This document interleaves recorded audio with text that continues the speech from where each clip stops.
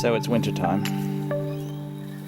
and if your grass is looking anything like mine, which hopefully it isn't, it's probably not growing much anymore, and you're not mowing much, at least not over here in Perth.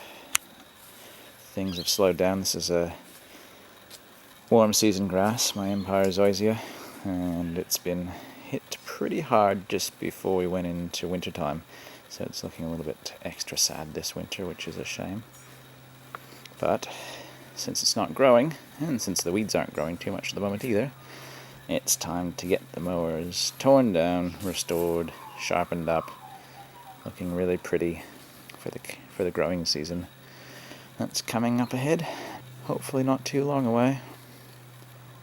First days of winter here in Perth, and I don't know about you guys, but I can't wait to have things up and running again, and growing, and get out here and start mowing.